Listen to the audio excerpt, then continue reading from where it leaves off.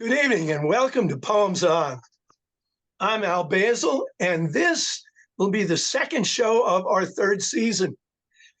And our theme is one that was used 4 times during season 1, and that is the theme of music. My new guest is Carolyn Raphael, and my returning guest is Dan Brown. Hi, folks. Good to see you. Hi. Hey, Al. Good to see you too. Yeah. It's nice. I scoured through and found a few more music poems, although I've used a lot in the first year. So we're going to begin by inviting the guest to go first, which would be you, Carolyn. Please take it away for us. Okay. Well, I'm delighted to be with you two professional musicians, but I should state up front that I certainly am not one. I've been a lover of classical music since I was 10, and I auditioned for the High School of Music and Art, and by some magic got in on my piano playing. Then we had to take up a second instrument, and I studied the cello, which I still love, but don't play very much. And that's my passion for classical music to this day. Well, we can't have nothing but performers. We've got to have good audiences too. Well, I'll just jump in and say that I'm the furthest thing from a professional musician. So I'm on your side of the fence. I hack around to the piano and the cello. Yeah, and the only time I was paid to play music was in a little chorus for a church. I was a professional tenor for about a week, but well, so Al is really he'll have to hold down the performing fort as far as although Carolyn, you're much more I could never have gotten into performing arts on any pretext, not to mention piano. So that's not that it was a pretext for you. So that's great. Well, it was a lot of fun. I loved it. Dan, I must say, I've worked with people who are the furthest thing from a professional musician. I and believe it. And they were paid for it. So that's great. We all being a player doesn't keep you from being a devout fan. And in my case, I'm a particularly devout fan of the whole classical repertoire because I don't play it. Mm-hmm. And I bow to those people who spend their lives honing that set of skills. It's a different set of skills from the ones that I have.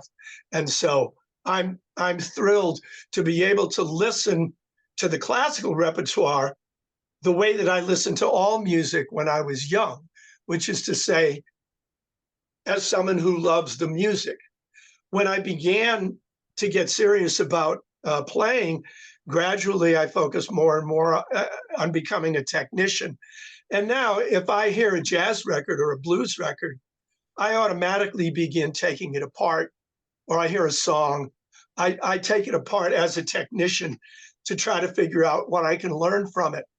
But boy, I can still listen to a Beethoven quartet like I did when I was 12. And I'm very jealous of my ignorance because it keeps my ears fresh for so much great music. So what's your first poem, Carolyn? Take it away. Okay.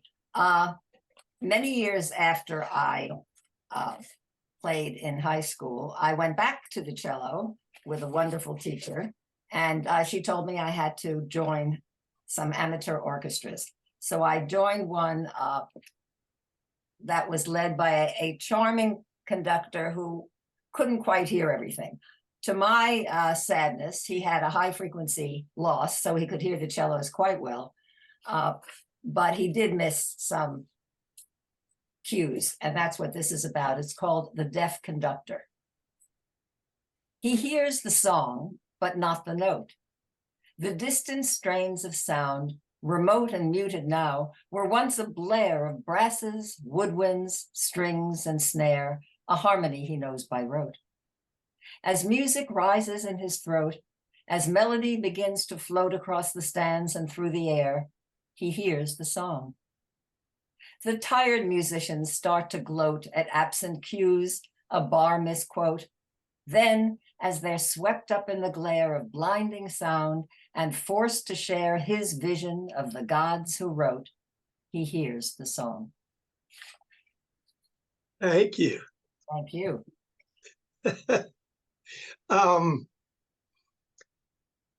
I have a poem that I used in the first season that's based on an anecdote about Beethoven conducting the premiere of the Ninth Symphony when he was decades into his deafness. And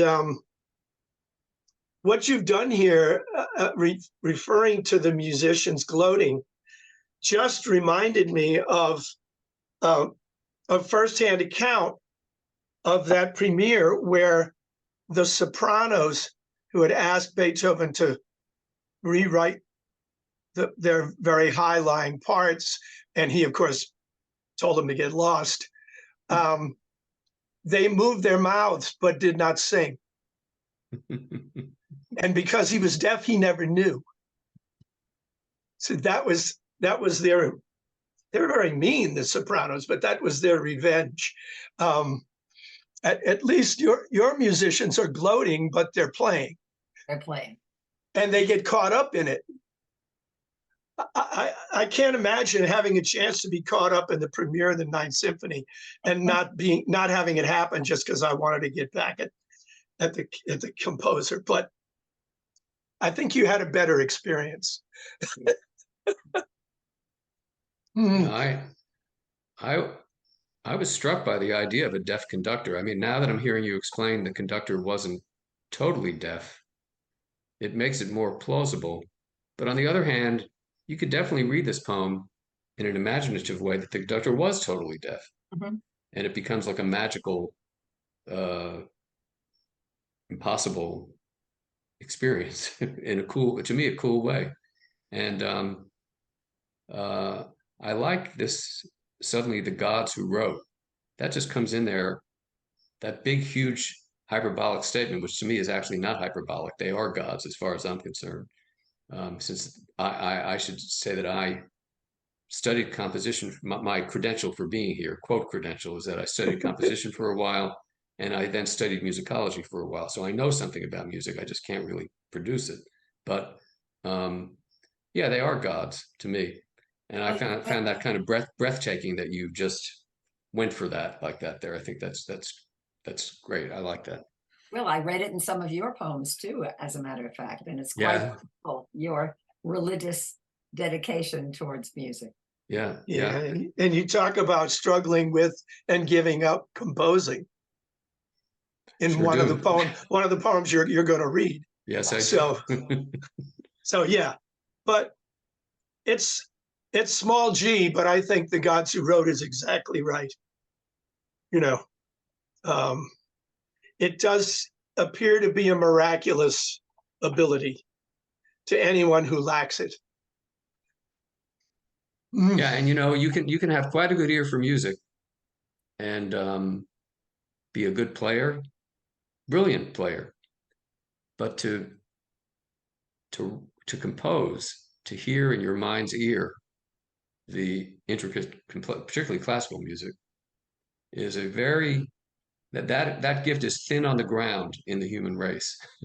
A lot more people can rhyme poems and can, you know, tap dances, but that gift is really rare. And yeah, so it's true. And the way that musicians are trained, the classical musicians are trained now, is so different from the way they were trained 100 or 150 years ago, where it was expected that you would learn to improvise along with, so that if you needed to generate a cadenza, you could.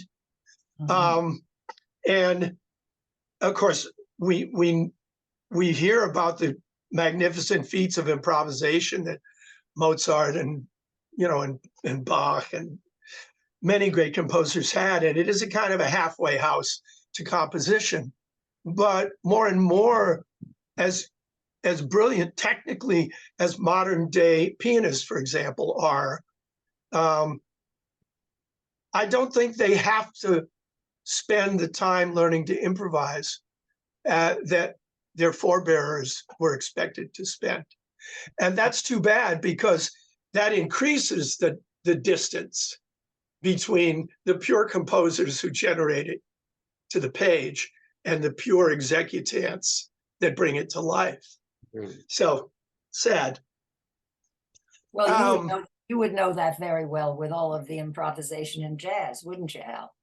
Well, yeah, for me, the improvisation in jazz is all by itself a lifetime pursuit. So I was not I was taught to read as an 8-year-old. I had a private teacher, and I was in bands and orchestras in my teens as a classical player. And I was quite indifferent as a classical player. It wasn't until I discovered improvisation and got really into it and began to devote myself to it that I became inspired. And it is a whole study. Right. And the time that I put into improvising is not that different. I mean, the thousands of hours I put into that is not that different from the thousands of hours that anybody has to put into being able to play the Tchaikovsky First Piano Concerto, you know. So that's my excuse for being such a lousy classical player. I haven't spent any time on it at all since I was 18. I'll leave it to the ones who are good at it. Dan, you want to fire your first volley here? Okay. This is a short poem. It's called Same Difference.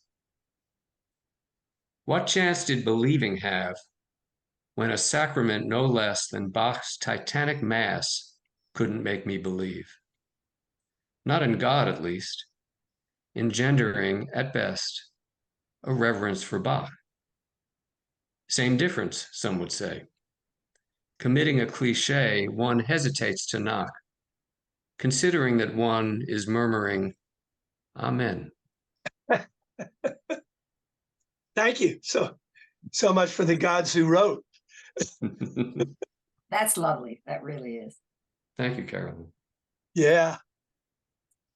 That is a question, isn't it, now, for performers in an age of diminishing. It's no longer a given that the performers of Bach's Mass believe in the underpinnings of the inspiration of the music or any religious music. Yeah, it's a great point. And there's one scholar in particular has led a kind of research project into pulling back the covers on just how important Bach's faith was in his musical practice. Religion permeates the structure of the music, the spirit of the music. Lutheran in particular, he was a Lutheran. So your point is very good. I mean, I'm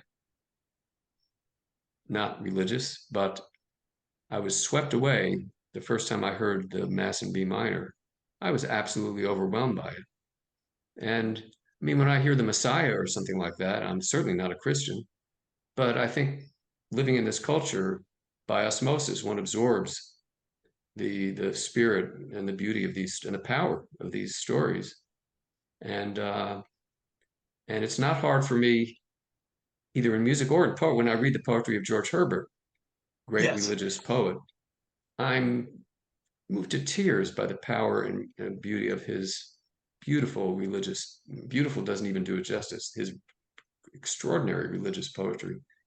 And but your point is great. The people performing it now, everybody in Bach's orchestra at that time and everybody in his chorus, whether it was 4 people as some think or 15 people, not 100 people apparently. Anyway, they were all devout Lutherans, no doubt about it.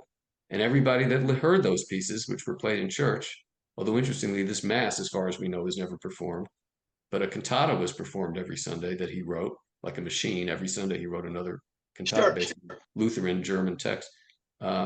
Everybody in that congregation was a devoutly religious person. It's kind of an alien idea. Although even today, in certain churches, still music plays a huge part. In the Black church, there's a huge, spirituals and so on. That music is so it's not completely alien to our world, but it's certainly not true of the people, the forces that sit down to play or listen to Bach the way it used to be. Yeah. And But it still has the capacity to move, if perhaps not in exactly the same way at all. To me, absolutely. Absolutely. well, for me, this is what the end of your poem brings together is the experience, the depth of the experience of communion that you feel in musical terms. It's not identical to the depth of the communion that you feel as a believer with the message of the music itself. But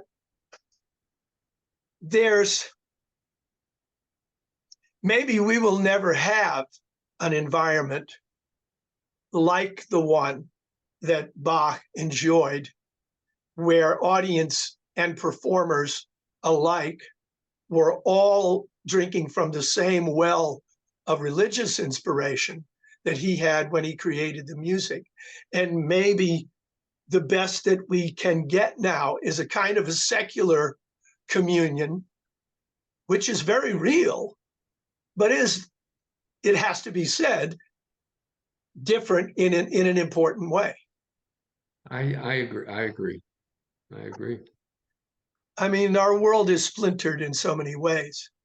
And we like to think of music as the force that can fuse us. But there are levels upon which we can be fused. And there is a level in Bach's music that is directly religious. I mean, even when I hear his secular works, I don't think of that as the real Bach. I think of the real Bach as the guy that wrote 8,000 cantatas, So I guess that's just another way of bemoaning the current state of human existence. But I like the way you bring at the end of your poem, which is not a long poem, but it makes that identification in the word amen, that there is a coming together, a communal emotion, even if there's more than one kind of amen. Well, I'm glad that came across. That was certainly the intent. Yeah, I came across for me, certainly. Me as well, absolutely. Great. Well, I'm going to take a turn because none of my poems are none of these poems are religious in anywhere near the same sense. But the first poem I'm going to read is based on the moment when, as an 8-year-old, I first heard Elvis. Now, I should say that I liked Elvis right away, and that comes through in the poem. But he just started me on a road that led me to a lot of people that I liked much more deeply. But when I was 8, this was sort of the kicking open the door moment for me. And as the decades pass since Elvis's death in 1977, which is not far from 50 years ago, and as the moment when I first heard him in 1956 is now way back there, and coming up close to 70 years ago, he still has his communicants. He still has the people that raise him to a kind of godlike level. And I wouldn't do that. And I hope that isn't what comes through in this poem. But it was a moment that I can't forget and have tried to recreate for the listener. It's called Heartbreak Hotel, and that was, in fact, the first song that I heard. And it's dated spring 1956. The voice strode solo from the neighbor room as we played pool there in the basement, the son and daughter of the house, and me, while my parents visited with theirs. I was almost 8. They both were older, used to playing pool, while I was learning. Theirs was the only house I knew that had a table, so I had a lot to learn. But they were forgiving company and let me struggle with the chalk and cue. The voice called out to me at once and drew my mind away to the adjacent room. There was a nook there with a radio, a little bar, and metal-legged stools, their shiny vinyl tops secured in place by brass thumbtacks. The naked, plaintive sound of that voice by itself walked like a man through my awareness, just the way a fresh, unruffled field of new grass is tramped flat by steady treading of a stranger's boots. I put down my cue and followed it. Well, since my baby left me were the words. The voice was wet inside a rush of reverb, shorn of other instruments, alone. A piano stab or two joined in, and then the thrum of a string bass walked with the voice, which only proved that it was solitary with or without what kept it company. The words were saying loneliness in ways I'd never heard before, but I could feel that loneliness within the voice itself. It carried through the tubes, the wires, the paper cone that moved inside the Bakelite. It penetrated the reality that half the 50s had imposed on me. This wasn't Vaughn Monroe or Patti Page. I hadn't heard the Wolf or Junior Parker, Memphis label mates whose records were to take me deeper later on into that world whose voices burned my new grass to the nub. This was the first path broken through the field, and starker for the way it stood alone. Till now, no sound out of a radio had touched these untrod places in my soul. I really like the way you have the contrast between the adult writer remembering the feelings of a 10-year-old, because they contrast very beautifully and yet they blend. Thank you. I am that kid, but I've added a lot to the feeling. I've explored that feeling and I made it my own, which is partly why that memory is so vivid for me, because literally I had heard plenty of music. I like music, you know, and my parents didn't really have records, so I heard the radio. And the radio in the early 1950s was so different from radio just 5 or 6, 7 years later. And literally, I thought that Vaughn Monroe was a male singer. And I liked Patti Page, and I still like Patti Page. But there literally wasn't anything remotely like Elvis on the radios that I listened to, because I was living in New England. And it took Elvis to get played on radios that played white singers exclusively for me to hear it. If I'd been brought up in the South, I could have heard the people that Elvis heard and that he learned from first. But I didn't. I heard him first, like so many of white America. So I wasn't content to stop there. I wanted to find out where he got it from. But thank you. I feel the connection to that kid. And by the way, I never became even a halfway decent pool player.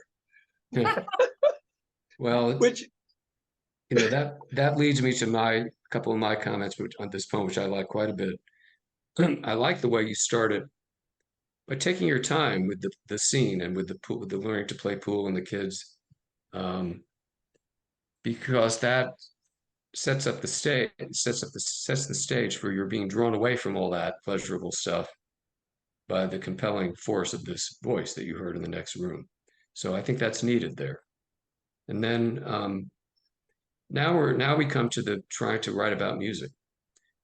And that's one of the hardest things to do, because the vocabulary around music is impoverished compared to the vocabulary around the visual world. yeah, There are a million things way to talk about what you see. And you can talk about a lot about what you hear, but music per se, unless you use technical terms like major, minor, and scale and stuff like that, there aren't a lot of words. So you have to resort to other things. And sometimes you resort to metaphor, like this wonderful one, walk like a man through my awareness. I think that's a stunning imaginative phrase, and like taking it further with the stranger's boots. And then sometimes you talk about not the sound per se, but something around the edges of it, a feeling about it or interpretation of it. Like, I love this notion that the voice which only proved that it was solitary with or without what kept it company. Now, that's not really describing Elvis's voice, but it's saying something about its emotional impact and its affect or its nature. And again, it's like Emily Dickinson said, you have to tell it slant a lot of times in music, and that's a way yeah, of telling it slant. And then when you get in, I could feel the loneliness within the voice itself. That's an interesting idea to me. The words were saying one thing, I'm a lonely guy, but you could hear the loneliness in his voice. That's not, you call yourself a technician. These aren't technical comments. They're comments about the affect that it evoked in you. And then even into the mechanics of it, the tubes, the wires, the Bakelite, which is a great word there. So this poem is hard to do, and I think that it succeeds very well. So I'm very taken with this poem. well, I appreciate your comments because you're a discerning reader. And I appreciate your giving me license to open it the way that I did, because it's standard workshop procedure to say, well, you don't need any of this. Right. But what I would argue beyond what you said, which is absolutely why I began that way, is that I'm also, particularly in the beginning and where I can later on, trying to set the scene of the 50s. And people who are old enough remember how many people's basements had those little bars with, with the little counter and the stools. Vinyl was new then, and the thumbtacks, and that screams the 50s to me. Yeah. Just as Bakelite, because it was the first of the commercially used plastics, says even the early 50s to me. Mm-hmm. So I keep trying. I think the context is so important, the musical, but also the cultural context, that people nowadays give themselves permission to go back and critique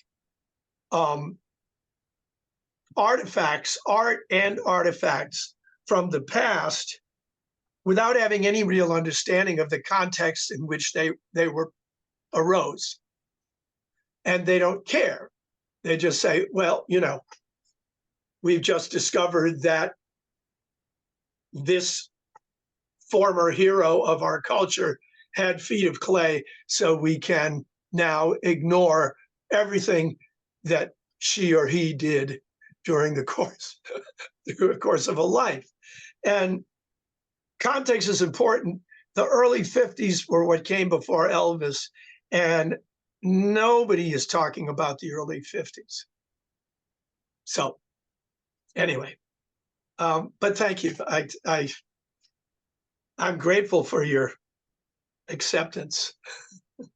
Let's begin. Let's begin again and go to Carolyn's second offering. Okay. This is a Shakespearean sonnet that I wrote because I was following my husband's passion for Wagner, and I started small with Das Rheingold. And I absolutely fell in love with not only the first opera in the Ring, but the beauty of the very opening of it. And it's called Swept Away. And this refers to the 4-minute prelude to Rheingold, which is based entirely on a single chord and simulates the Rhine. Swept away. At first a rumble, no, an E-flat drone, insinuates then bores into the ear. We vibrate to the low primordial tone that swells into a major chord. Aware that we are river-born, no need for air, we yield. The undulations spread, immerse us deep as low bassoons and horns declare the animation of the universe. Then cellos, woodwinds, violins rehearse 2 leitmotifs, which we will hear retold when Wagner weaves the fabric of the curse and evil dwarf places on stolen gold. The roaring current lifts us as it brings the curtain up. The first Rhine maiden sings. So this... Go, Dan, please. Okay, yeah, sure. So this to me is the music version of an ekphrastic poem. Oh, that's nice, yeah. It's trying to... It has really not too much ambition besides ambition enough to describe what you're hearing. You're not making a point about it. You're not saying whether it's good or bad. You're not saying how it relates to the world or the wider culture. You're just trying to communicate the experience and the sound and what you heard in hearing this. And so here we are again trying to write about music. Now this does it a little differently than Al in that Al's poem, because here you are resorting to some of these terms. You can't avoid it. A drone is a technical musical term. E flat is a technical musical term. A major chord. Leitmotifs later. So, but it's not only that, because you're inflecting it with these words that are not technical musical terms, like primordial, swells, riverborne, no need for air, that imaginative leap. Undulations, a word taken from the visual world, or the non-sound word. Immerse us, animation of the universe. So I think it's no easy feat to write about the opening, this fantastic opening, I agree, of this opera. And I think you've succeeded. And I'm just glad. to do that, I wouldn't ask any more from a poem. Just if you can succeed in helping me. Now, if you've never heard this piece, I don't know how this poem bounces off someone that's never heard this piece. But to someone that has heard it, it brings it back to me, and it seems faithful to the astonishing, profound sound of that opening stretch. So I say brava. Thank you. Well, that's a bonus. But what I was hoping for many people who wouldn't know it, just would be to try to convey the feeling of transport, which doesn't happen a lot to me when I'm listening to opera. It's got to be very special. And this was one of my early introductions. I think you do. And the title, Swept Away, is, I think, a perfect title for it. Thank you. Yeah. Well, I will confess that while I have heard the Ring cycle, in fact, I was made to hear the Ring cycle at the age of 17. This doesn't sound promising, Al. Made to hear. Don't like the sound of that. Well, I was living in the dorms at Andover, and the guy down the hall would lock himself in his room on the weekends and play the entire Ring cycle, 17 hours on Saturday and Sunday. And so I've heard it, but I have not sought it out. Even though my German is good enough that I can follow Wagner with, almost without a libretto. But I can construct in my imagination from this poem the impact of that opening. I believe I can construct the emotion of being carried away by the words you use to describe what I would hear were I there, Carolyn. Oh, I'm glad. So I may be a good guinea pig for you. Yeah, that's good. I mean, to the musician type, it's an extraordinary compositional feat to write 4 minutes of music on one chord. Oh, It's just an incredible tour de force of something, and it announces this. You're about to hear a 17-hour piece or a set of pieces. So sure, that's the time. This sets the time scale that we're going to be working with here. That one chord can last for incredible 4 minutes, and yet it's thrilling, and you're on the edge of your seat as it slowly builds and things work in. So yeah, you picked an amazing stretch of music to write about, and it sounds like it helped Al.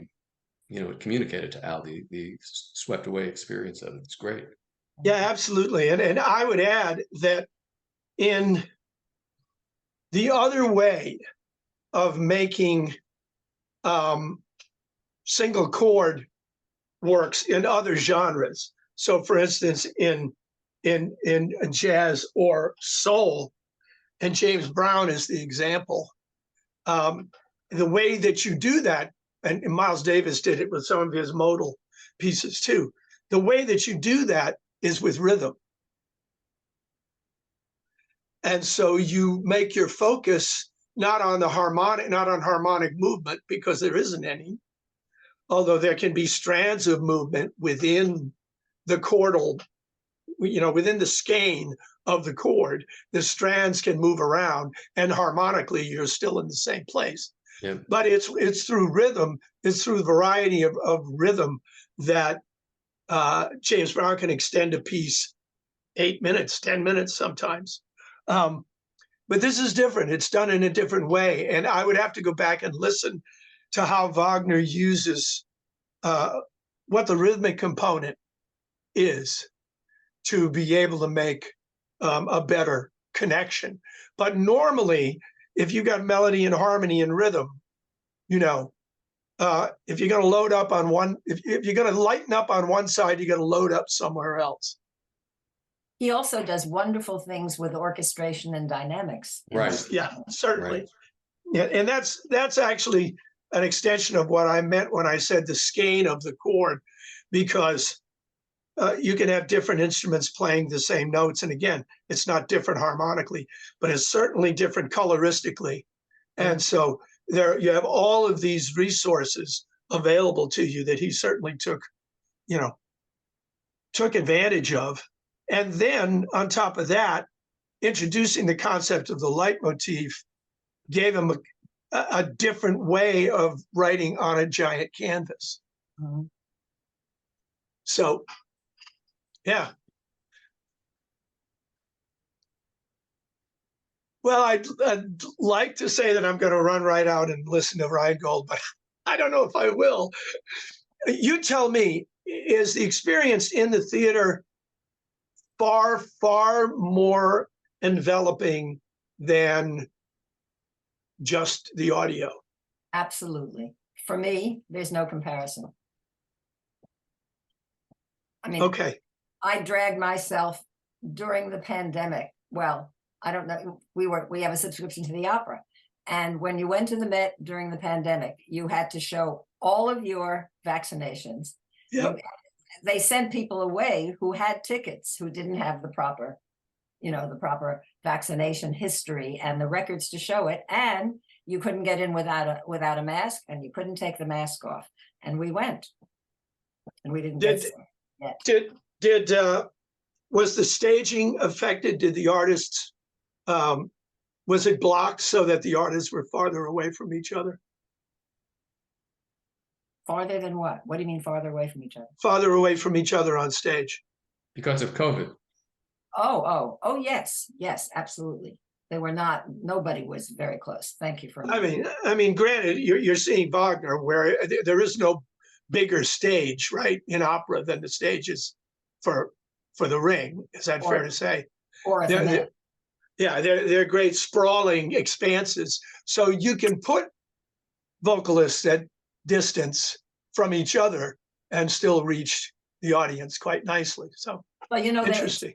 They were closed. They closed the Met. It was not open during the height of the pandemic. And then when they reopened, they had all of these rules. Wow. Well, and Wagner might have been appalled at the idea of listening to these things on a recording. Oh, I yeah. mean, because he had the notion to your question. He had the notion of I think it's Gesamtkunstwerk, the total work of art. Sure. Which was opera, which was a combination of the words, the music, and the acting and the setting all together. And I think for him to strip one of those elements out would have been sacrilege. What do you think he would have? How do you think he would have responded to the rise in the last 20-odd years of Regie Theater, where none of the plot is guaranteed to appear at any point on stage during the performance? Who knows? That I can't. I couldn't begin to guess at that. Well, if I wrote something with an eye to controlling all of the details that are brought to the senses, I would probably like to have my wishes. He also wrote his own libretti. So I think he might possibly have felt violated. I can't say for sure. It's hard to know, because if he had seen a Handel opera performed in 1880 or something, would he have insisted that it be staged the way it was performed in 1740? Probably not. He would have allowed for some modernization or license. But the kind of stunts you're talking about, where they basically throw away the plot, throw away. Yes. I don't know if he would have been very sympathetic to that. I kind of doubt it. Yeah, well, I do too. But would you grasp the standard and take us into the next stage? Certainly, happy to. Let's see, is this the next one I was going to do? Yeah, I guess so. So this is an even shorter poem, if that's possible, or it's about the same length, called Surrender. To go by the crazed terrain we call his sketches. Beethoven also wrestled with notes, but my wrestling was of an abysmally lower order, like that of a writer for whom an operation as basic as hooking a predicate up to a subject involves some serious furrowing of the brow. No wonder I gave composing up, content to let myself surrender to the crush of genius jaws and feel my struggles cease. Oh, it's terrific in blank verse, Dan. Yes. Thank you, Carolyn. Yes, it is blank verse. Thank you for noticing that. Well, but that's powerful, doing it that way, I think. Oh, can you expand on that? You think it's more powerful in blank verse than it would be in rhyme or free verse? Well, it's a personal opinion, naturally, but I think there are no distractions from the beauty of the phrasing. You're not looking for rhyme. You're not, and the meter, of course, is very clear and beautiful. But I mean, when I hear content to let myself surrender to the crush of genius jaws, that's just a terrific section. I wouldn't want to be, personally, I wouldn't want to be distracted by a rhyme. I love it. Interesting. Cool. Interesting. Yeah. Thank you. I'm glad it worked for you. Great. It did indeed. I was going to mention, because I'm looking at the text of these poems, and I've been involved in a conversation with Dan about this practice, that if we go back to you for a moment, Carolyn, you capitalize the first words of your lines, the first letters. Not always, but Dan is fond of doing that. And we have been in situations where he was mildly excoriated, if that's possible, for doing so. Is that fair to say, Dan? Yeah, yeah.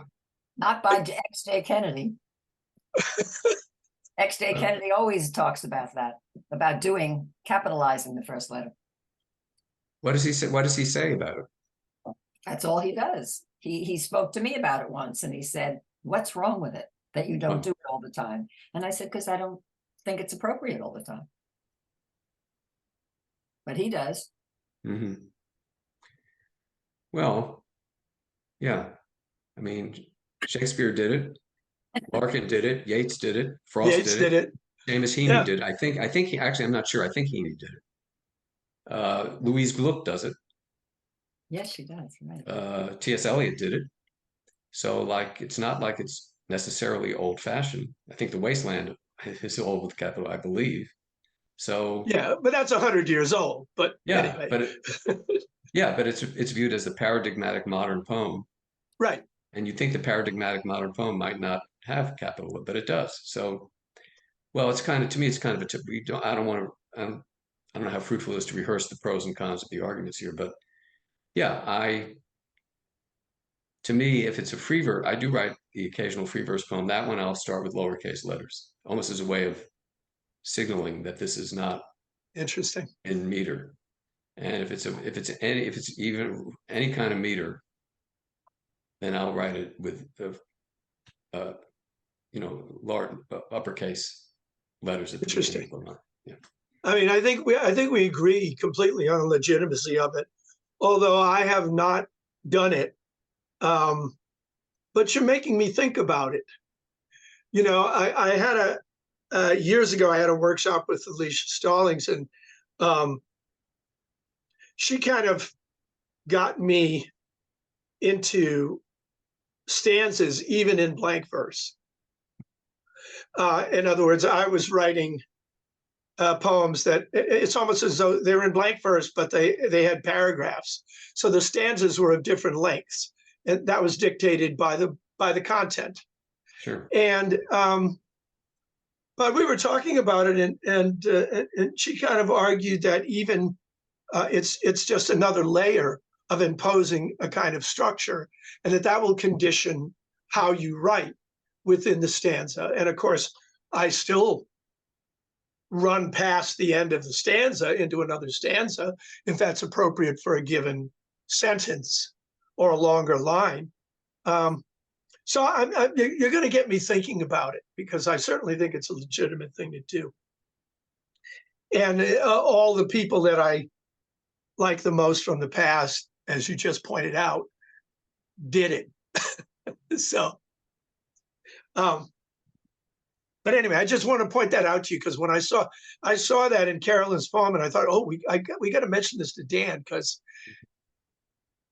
not everybody agrees with our position. Let's put it that way.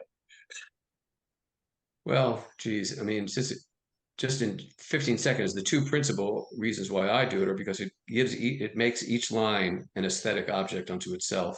I certainly work hard enough on them, so I'd like them to be heard as sort of entity.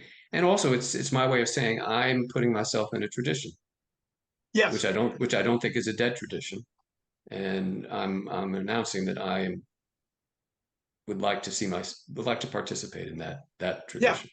Well, and that's what puzzled me when that particular dispute arose, because all of the people talking about it are already committed in other ways to honoring those traditions, because we're writing in meter, and we're writing in rhyme, and we're writing in stanzas, and we're writing in given forms and nonce forms. And I mean, this is just another step. Surely that the territory has already been colonized.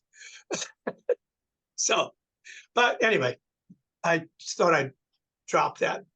I'm going to go to my next one and change the point of view,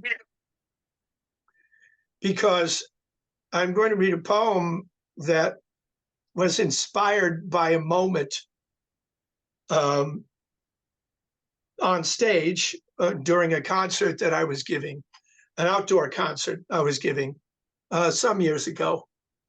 And Of course, when you're the one performing, the general sense that people have is that they're looking at you. I'm not sure they are in position to understand how much you're also looking at them, even while you're doing what you're doing. And so this addresses that partly, and it also addresses the question, what are those people thinking about up there while they're doing that thing? And sometimes, at least if I'm the person, this is what I was thinking on stage at the concert. That is the title. Dark coming in, but still suffused in light, under a burst of elms. We're in mid-set, a summer concert series on the lawn in front of the John Brown House. People ease in folding chairs or picnic on the grass. Good listeners, they know the protocol. Applaud our solos if we've pushed ourselves. Kids under 12 have come in free. A group of little ones who may not know of jazz or what to call the thing they're moving to twirl in the open space before the stage. Like white caps, they allow the wave of sound to bear them up so we can see precisely what we're doing to their souls. No one knows how to say what jazz is well enough. To me, it's just a way of meeting life with life, exulting in a purer echo. A man approaches from the right, behind a camera, casually dressed, but it is warm and he could easily be an amateur. Moves closer to the corner of the stage. I see him framing, and I frame his shot. The alto player in mid-solo, low sunlight reflecting off his horn, presents a classic pattern in three-quarter profile. And at that angle, I am just beyond the fingers flashing on the pads, the pressed eyelids that show the player deep inside his mood, but hide his thinking all the same. I know my look as well. I'm beaming from the spell of his invention, bouncing with the beat that carries us ahead, alive with momentary grace and joy. And since I solo next, I'm listening and looking at every chorus end for signs that he is winding up. I see that in the shot, I am too close behind and to the right. Whether it's meant to be of him or me or both of us together, I am a clot that spoils the composition. In a move which to the several hundred others watching will likely go unnoticed, I slip left 8 inches, curl my shoulder, go on beaming. The man behind the camera clicks and smiles.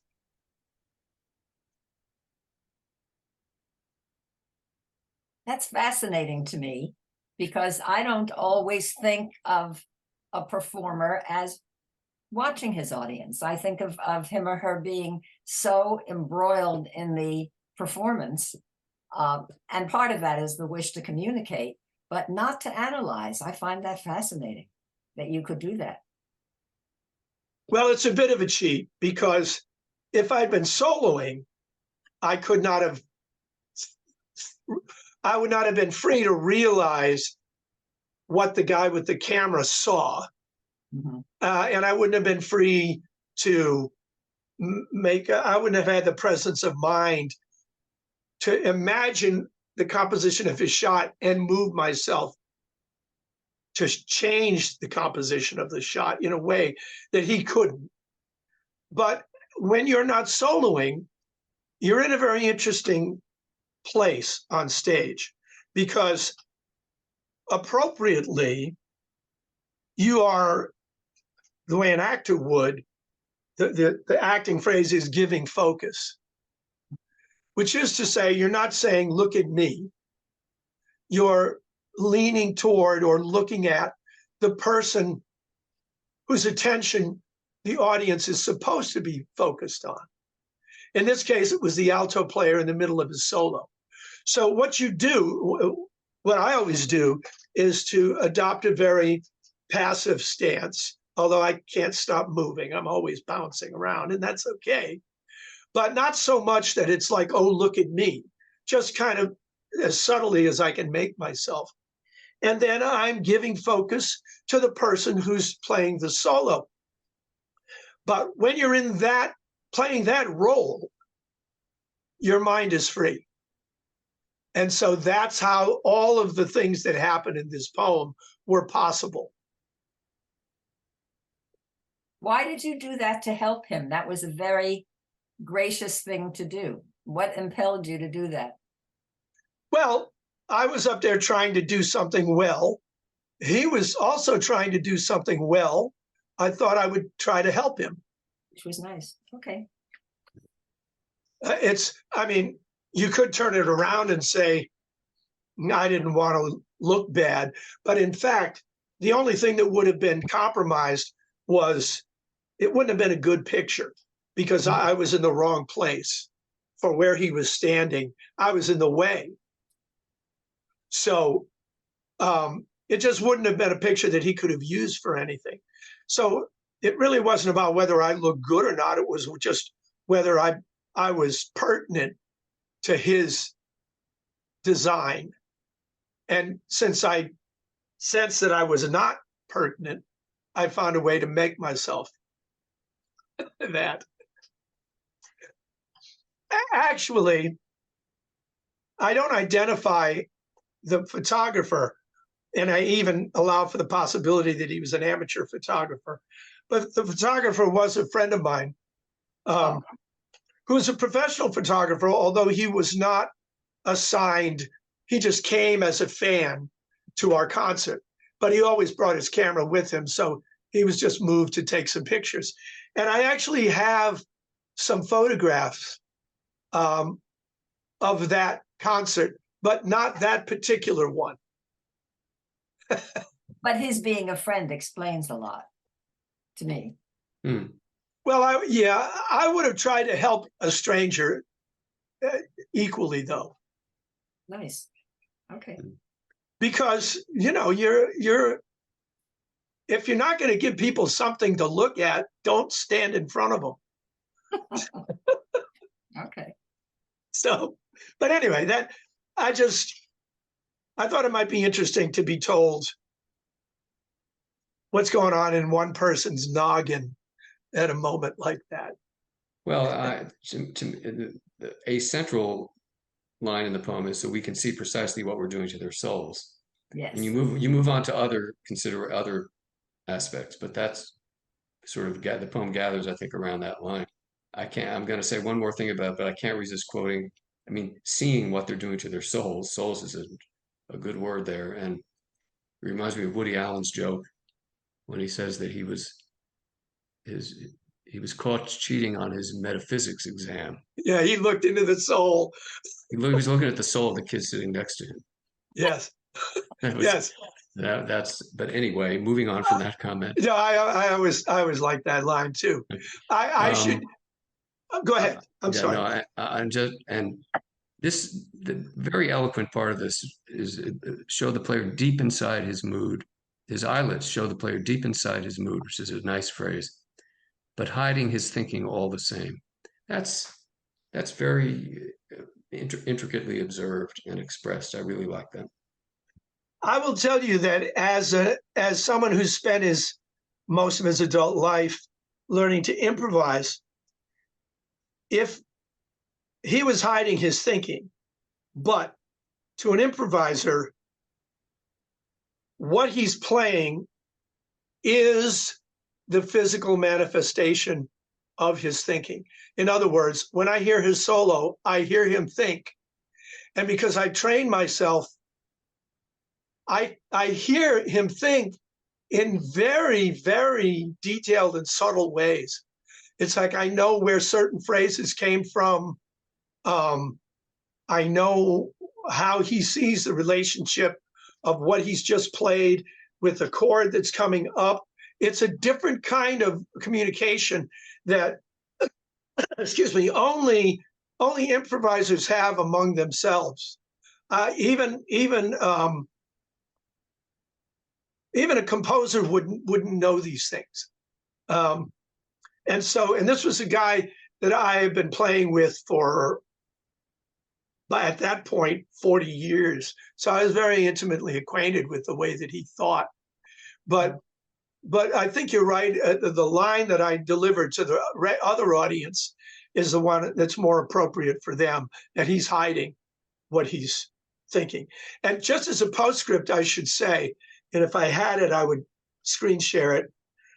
One of the photographs that my friend took at that concert was from maybe 30 or 40 feet from the band. And between the camera and the stage, there's a 3-year-old girl dancing. Oh. And she's large. She's twice as big as we are. Hmm. And she's like completely, talk about rapture and being swept away. She's just completely in her own world, and her body shows it. And then beyond her, you see us concealing our thinking. Nice. It's one of my favorite pictures of any performance of mine, because it shows in one photograph what I was trying to say about what we did to the souls of those children. Mm-hmm. Nice. So if I find it, I'll send it to you. Let's press on into round 3.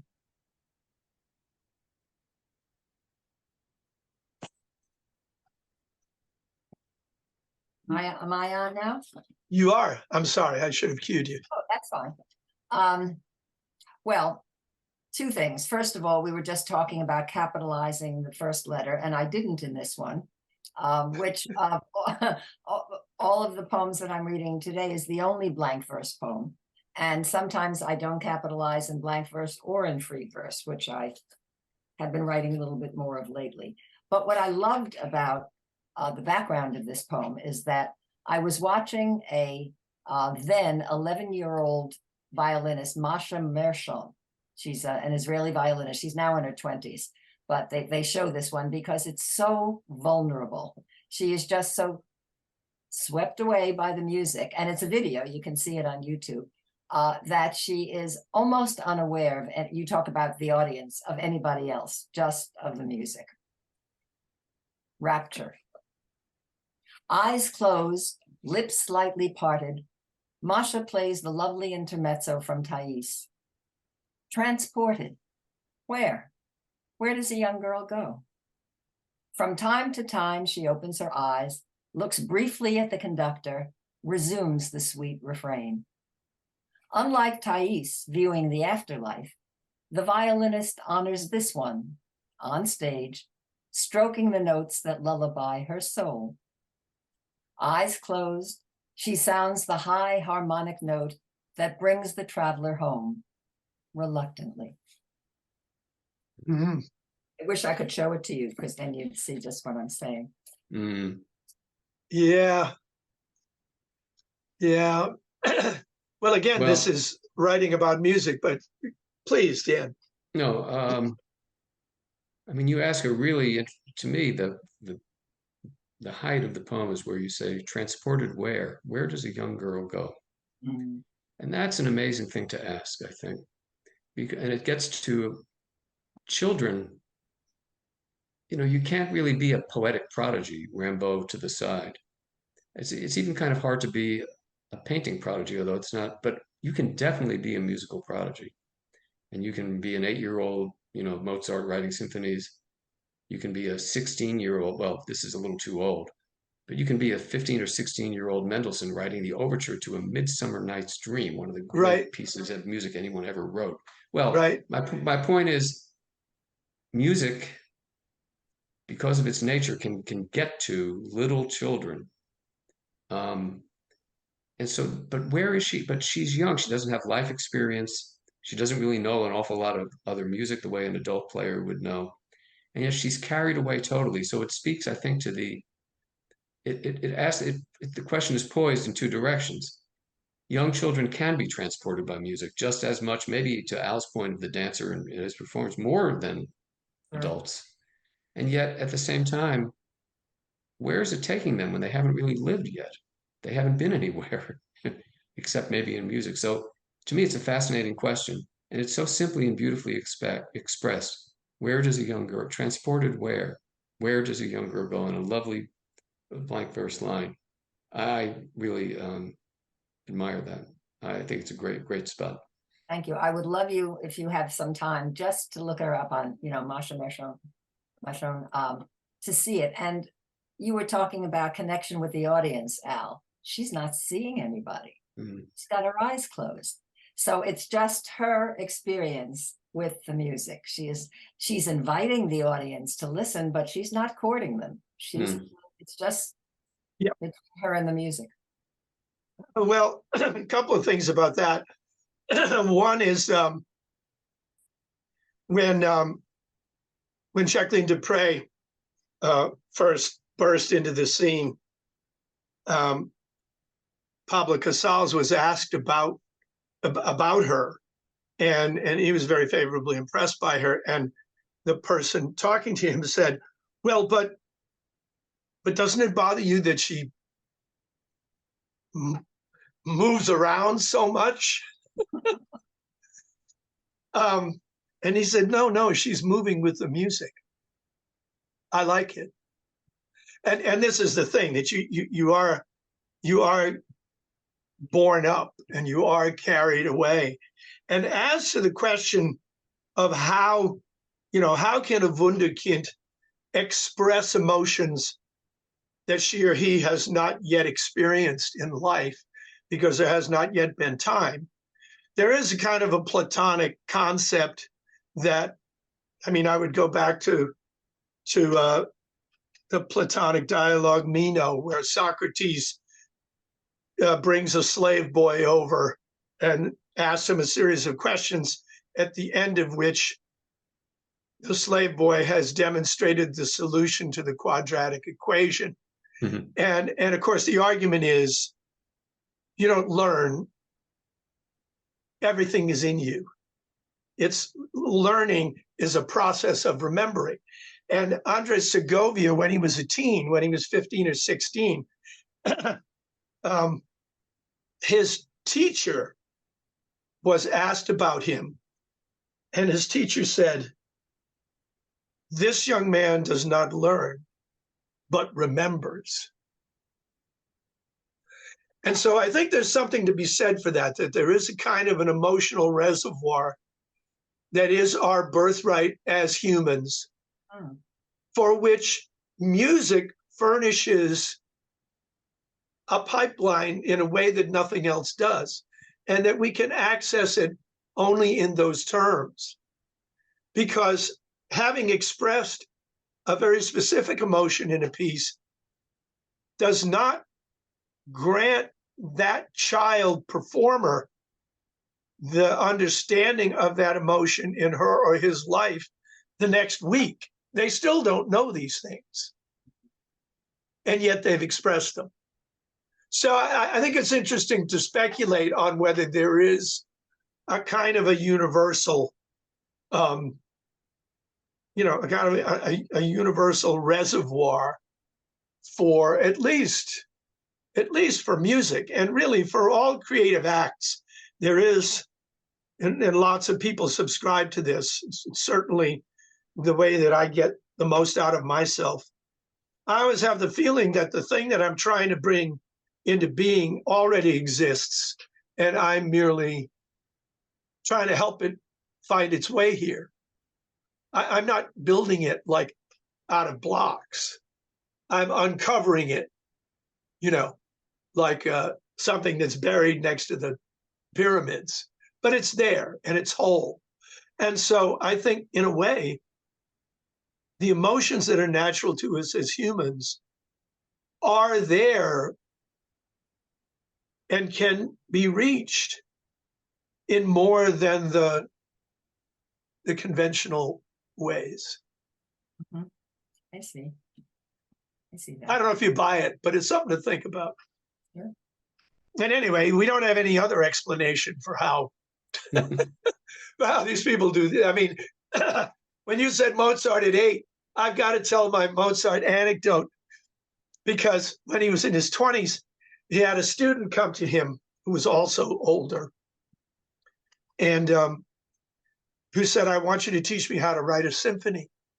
And Mozart said, "I can't teach you how to write a symphony." And this guy said, "Well, but you were writing symphonies when you were 8 years old." Mozart said, "Yes, but I didn't have to ask anyone how to do it." So that is transported where the companion to that is, how did he know? Where did he get that from? So maybe she was being transported there where others get those things from. You know, there was a popular song back in the teens, I think, called "The Land Where the Good Songs Go." I really hoped it would be a great song, but I don't think it is. But I love the title. Very good. And yeah, that's it's good that we're going to keep coming back to people performing in these poems. So what do you have for us next, Dan?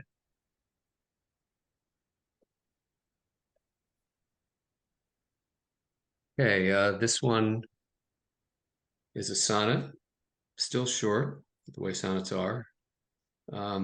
It does talk about a real musical phenomenon. At least that's how it starts, anyway, talking about that phenomenon. And it's called Music Lesson. Ah, yes. It was late in life, as revelations go, when I happened on a datum new to me. A key could have, for some, a quality. Some listeners, a few, could come to know B minor, say, as bleak, E major, bright, A major, warm. Whoever would have guessed an art could harbor colorations lost on most? Make that on me. A deficit, no doubt, with which I'd call myself okay. Isn't music more than jewel enough without another facet? If my life has disappointed me in any way worth mentioning, it hasn't been in terms of tones, God knows. Just ask my empty arms. Thank you. Oh, that really touches me. I've had the same problem. My cello teacher directed me to articles about this so I could see what I thought of it, and I got very confused and a little bored and dropped it. And I always tell myself I'll go back and see what I'm missing, but I don't. So I know just what you're writing about, and I love to hear it from you. Well, great. Well, I have a couple of responses to this. First of all, we're next door to synesthesia, where people who hear music see colors. And one of the range of identifications made about keys is you use adjectives, but there's also a color connection. They say, "Oh yes, the key of E, is bright yellow," and so you're not very far away from Scriabine, who of course had in his Universe Symphony wanted a gigantic color organ where the notes being played by the orchestra would be translated into colored lights on this gigantic screen. Of course, it could be done today very easily, but he was 100 years previous, and so that was not a possibility for him.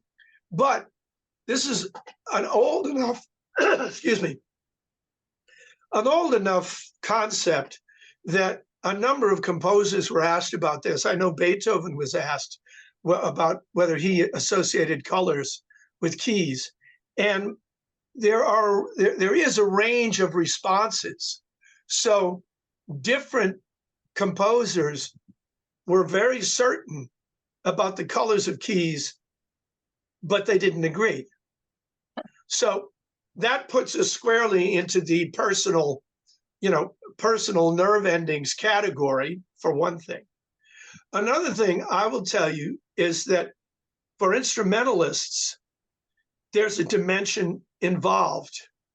So, for example, as a brass player, as a trumpet player, I have 3 valves, and they allow me to play in any key, but the configuration of only one key allows for a straight ahead pattern. When you're playing in the key of C, you learn the scale. And you're mostly free to use just the first or the second valves. But there are keys. So simultaneously, for a brass player, there are some keys that the instruments, you're playing certain valves that tend to throw the instrument a little bit out of tune, and you have to compensate. You have to lip them. So some keys are physically harder to play than others. So that psychologically inclines you to prefer the keys that are physically easier to play. Now, another consideration, psychological consideration, is mental, because when you learn Western notation, the key of C is the one that does not require you to alter with sharps or flats to play the major scale. But there are lots of other keys with 2, 3, 4, 5 sharps or flats. They require adjustments as you're reading, which, although you practice for years to make them second nature, still create an extra pressure on you. For instance, if you're sight reading a piece, it's got 4 flats, or G flat has got 4 flats. You see the note, but you got to remember that you don't play what you see. You've got to change it. So there's more work involved seeing the note and then executing it on any instrument in some keys. So right away, you've got all of these other considerations that would, at least in my mind, get in the way between me and some color that a key was suggesting to me. If you see what I'm saying, there are other things I have to worry about in order to play. I just thought that Dan was talking more about a listener than a performer. You have all kinds of other considerations to deal with. But as a listener, I listened to some of these keys and I said, I don't know, doesn't sound bright to me any more than another key. And I figured it was my fault. Well, I'll throw in I'm sorry, go ahead, Al. No, you go ahead. I've got to oppose my comment. All right, well, I mean, yes, I'm thinking of it from the listener standpoint, definitely not the performers. Mm-hmm. And I mean, a couple of comments. Traditionally, in my opinion, you can't have, I'm leaving color out of it. I'm talking about these kind of emotional responses or adjectival responses. Yep. And you know, I think these responses are not possible without having heard a lot of music. And composers gravitate, they have attached certain emotional parts of the palette to certain keys. So C minor is always stormy and tempestuous. Beethoven's Fifth Symphony is not in C minor for nothing. And D major, partly because it's often played easily on brass instruments, has the imputation of bright or even martial kind of sounds. I'm sure I could think of a few more. So D minor, which Mozart, again, not coincidentally wrote his Requiem in, is not stormy and tempestuous. It's typically more tragic or dark. Yeah. So so it's a little bit of a chicken and egg. As composers heard music in these emotional realms in certain keys, they having, and here's another element that creeps into this, which is whether you have absolute so-called perfect pitch or not, they would come to associate the ones with perfect pitch, and maybe even the ones without perfect pitch, D minor with pieces like the Mozart Requiem or like Sure. so I guess those are my 2 cents on it. I'm like you, Carolyn. I don't have this response. To me, E flat major and A major, I don't have absolute pitch. I don't know which one I'm listening to, and it's all major to me. So what? I'm sorry. Go ahead, Carolyn. I was just gonna say, I keep thinking I'm missing something. No, well, that's what this poem is. It's half of what this poem is about until the very end. But yeah, you'd think. I mean, I'm missing a lot, and I'm frankly not having absolute pitch. I think I'm missing a lot because in a classical symphony, when after you've gone through 18 keys, you come back to the home key. People with absolute pitch, it's not like some intellectual. Have I traced the movement of keys around, and now I kind of know intellectually. It sounds like the home key of the symphony. They could not know that. It's a completely, it's like knowing the color red is the color red. It's actually very analogous to that. Yes. Because red is a frequency and a certain note is a frequency. But, and yet what this poem is trying to say is, so how could music mean so much to me anyway, even lacking these incredible faculties? Yeah, it doesn't need those. The answer is it does mean everything to me. It doesn't need those. So that's my response to your comment, Carolyn. No, that's good. Thank you. Well, I'm just going to throw in another. I'm coming from left field again because this is a performer's thing. But and by the way, Mozart in G minor, absolutely. There's so many of his great works you bet. that are in G minor that capture the same kind of mood. Whether it's the G minor quintet or Symphony Number 40. Mozart loved G minor for expressing certain moods. I will say this, and I don't have absolute pitch, but I have very good relative pitch, and it's better than it was after 50 years of playing, because your hearing gets more experienced. But the other thing that I've discovered is that, and this is grounded in the physical dimensions of all mechanical instruments, which is to say, not synthesizers, but all of the instruments that we grew up with, organs and trumpets and violins, and they all have ranges. They're free to vibrate over a certain range of pitches. And what I've learned, for example, writing songs for my own voice, is that if I transpose, now it's the same melody, it's the same rhythm, they're the same lyrics, but if I transpose,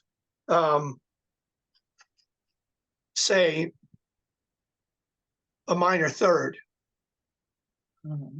I'm in such a different part of my voice that the energy that comes through is different.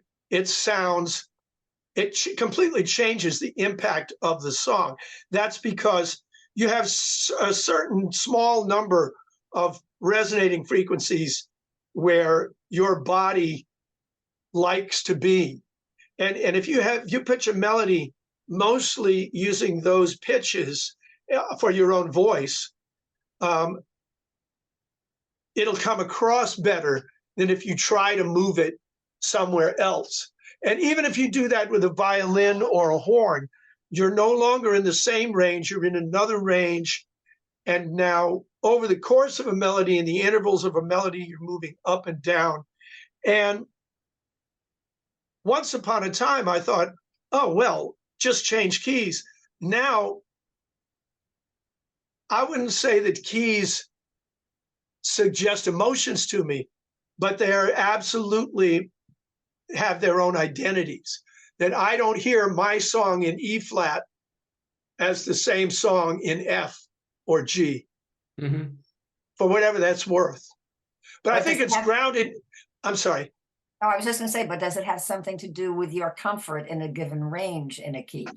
Absolutely. But that's also true of any instrument, because instruments have their sweet spots, their best pitches, and then they have the pitches that are not so full, and then the ones that are not so full at the upper end. And so whenever you move into, I mean, you notice it with singers, if they're singing something that's rangy, it's very critical if a person just gets up to sing and doesn't know what key to do a particular song in, and the song has a range of more than an octave, they can kill themselves by starting on a note that's too high, because by they get in the middle of the song and they can't get up there. So that's a good example of what I mean. There's a sweet spot. And for me, there are maybe 2 or 3 adjacent keys over the course of a full tone. So I could do E or E flat or F. If I go below that or above that, it starts to change what I'm able to do just vocally with the instrument that I've been given. So, and it's true for the same when I'm playing an instrumental.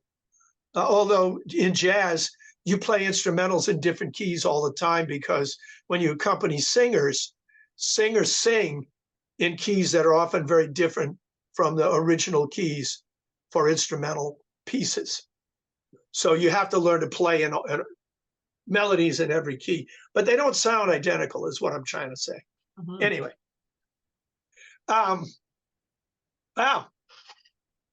So that puts me on the spot here. So, all right, I'm going to go to this poem. Requires a little bit of explanation. First of all, it's part of an album that I released about 5 years ago. That is a combination of songs and poems. It's based on a character who's a songwriter and a musician. And so the narrative voice in this poem is that of this musician songwriter. And he has a career, and there's a whole long story that I won't get into. But at different points, he writes poems that tell parts of the story of his career, his life in music. And this is an example. And although it's put in the character of a musician who has not had the same life in music that I have, this particular poem is based on something that happened to me almost exactly the way it's portrayed in the poem. And it's called Who Owns It? And it begins on the road, a performing musician on the road. In the middle of it, a concert that it was an all-day concert. And so while we played, other people played before us, other people played after us. And so we were not on stage. We were done, I believe. So who owns it? And by the way, this was in downtown Iowa City in July. Mm. And it was unbearably hot. So coming from the 100+ degrees of the sun-punished downtown square, the air conditioning inside the jewelry store refreshed me like a pool plunge instantly. My band was still out playing, backing up a singer from South Africa, whose rhythm section got held up en route. Forever looking for an extra taste, they all agreed to stay out on the griddle for another set in all that blinding heat. I wasn't needed, so I lunged away and found the cold spot that the festival promoters had provided for the bands, cool jewels and a local microbrew. I saw him as an icy swallow danced its way down, chilling every inch. I felt the liquid sluice delicious, and he smiled, standing over by a diamond case. I figured he was from another act, but he was from another place entirely. "You're so-and-so," he said. "I follow you. I know a lot about you." And he started talking like I knew him, like we'd grown up together, telling me about my life. I did this, I did that, I went here. And after that, he told me things about myself that even I'd forgotten. I wasn't going back out in that heat, so I put up with it.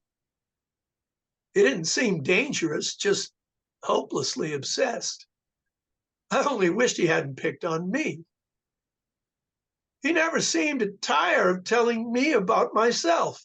He said, "The first song on your last album, was that about your wife, the first one? How she left you for your bass player in the middle of a tour?" "Sure," I said. "You got me figured out." That made his day. He kept on happily, and I thought, if he only knew the truth. I don't know who that was written about. I just put some music to it. He'd run with it from there, like they all did. But later on, I thought some more about it. That lyric was about the way I felt the first couple of years after she left. If I could write, I could have written it. It made it so I felt like singing it, like I owned a little bit of it, like anybody would who felt like that. So maybe he was right. It took some years, but I got over it. It took more years to find a bass as good as Sam had been. She kept him off the road. They're still together. It's how it was with us, one or the other.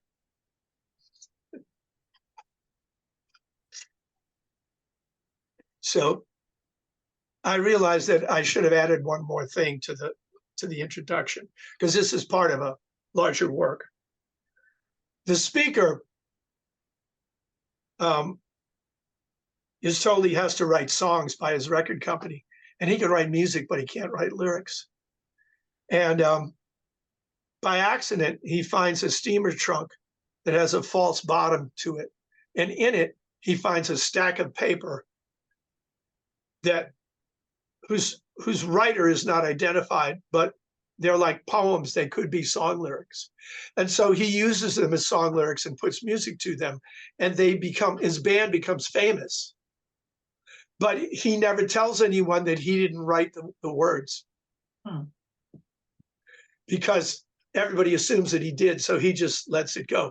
So the whole last part, when he says, I didn't know who'd written it, he found these things, and he never ever discovers who wrote them. But he does feel a kinship with the emotions expressed. And that's what he uses when he performs them as though he wrote them himself.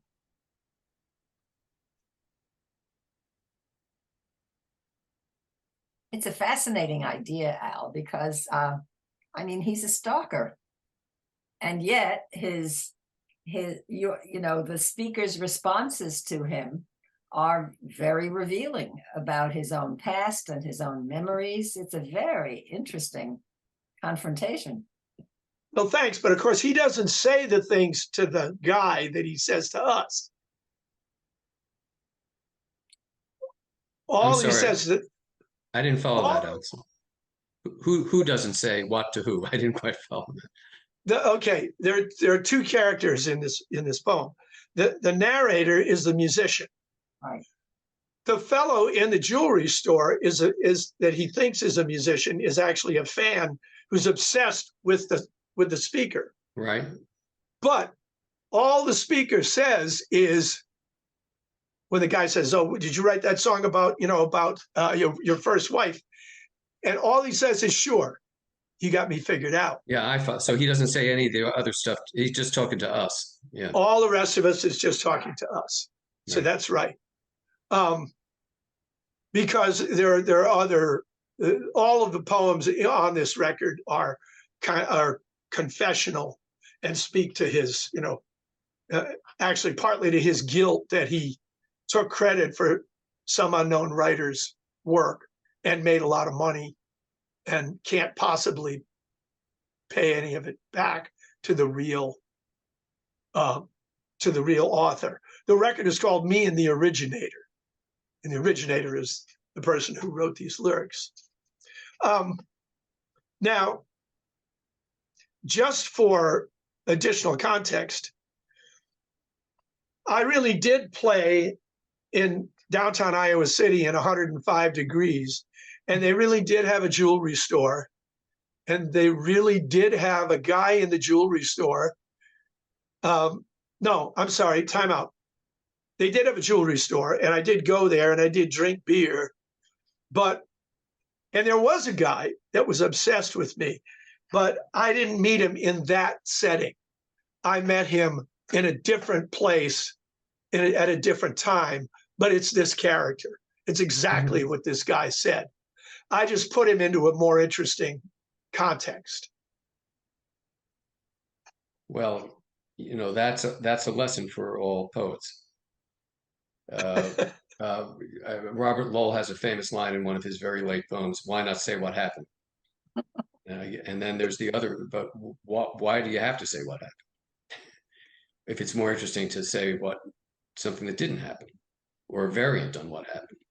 So I think Yes. we as writers, not just poets, writers, I mean, we shouldn't be bound by what, you shouldn't be bound by what, this is an elementary thing in writing workshops, but I guess it's worth saying. You shouldn't be bound by what happened. Right. You don't owe anything to what happened. Not That- that you, I'm sorry, go ahead. Yeah, but often what happened has some nugget, some essence to it that you do want to capture. So I think it's easy to say, forget it, you don't owe anything to what happened. You can take whatever license you want.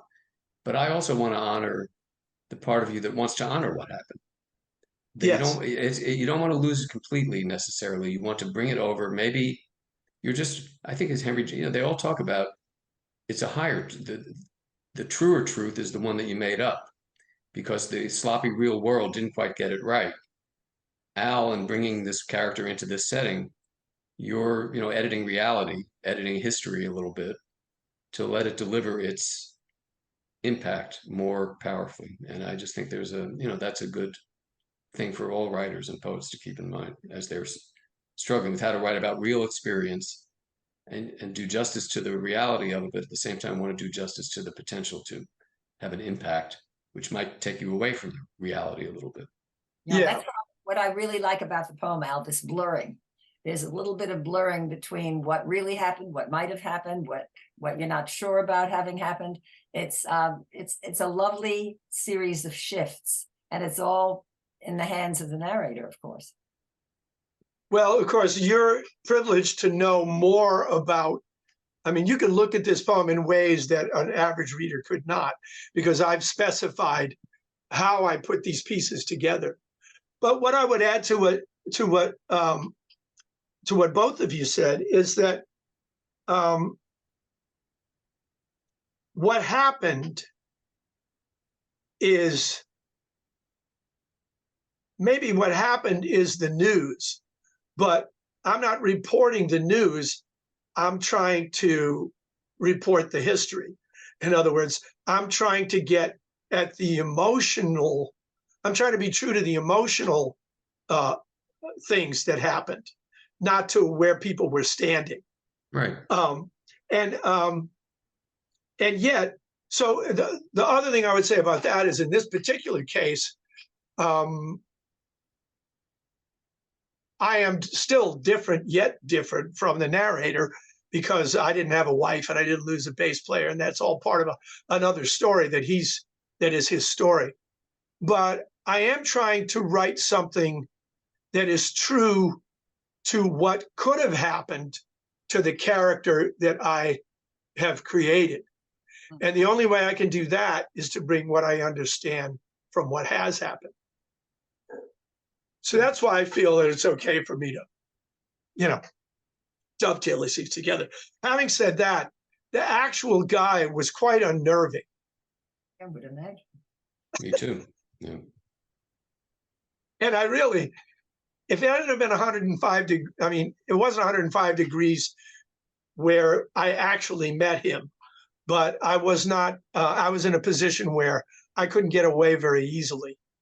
If I could have, I would have tried to get away as quickly as possible, because it's just unnerving to meet someone who's devoted more attention to your life than you have.